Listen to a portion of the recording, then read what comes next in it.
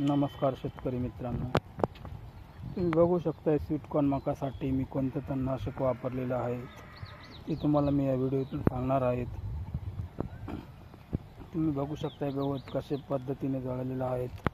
हे तणनाशक मारून फक्त 4 दिवस झालेले आहेत आणि पूर्ण तण हे जळून गेलेलं आहेत.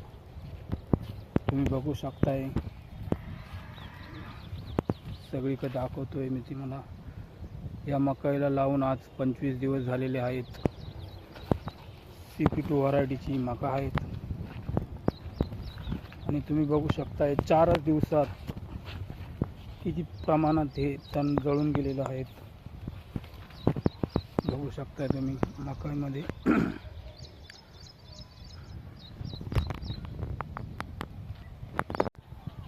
खरं तर या तणनाशकाचा रिझल्ट 8-10 दिवसाच्या पुढे चांगला दिसतो, पण मला मारून 4 दिवस झालेले आहेत आणि 4 दिवसाच्या मानाने मला 100% रिझल्ट भेटलेला आहेत. आणि हे तणनाशक दुसऱ्या तणनाशकापेक्षा थोडं स्वस्त पण आहेत.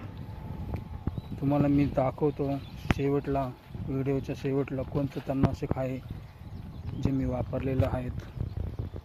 तर शेतकरी मित्रांनो, त्या तणनाशकाचं नाव आहे टायलोझर प्लस. तुम्ही बघू शकताय, अतुल लिमिटेड कंपनीचे एक औषध आहे टायलोझर प्लस नावाचं.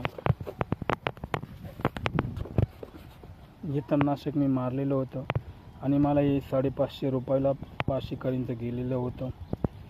दुसऱ्या कंपनीपेक्षा हे औषध मला थोडं स्वस्त वाटलं आणि याचा रिझल्ट पण बेस्ट आहे.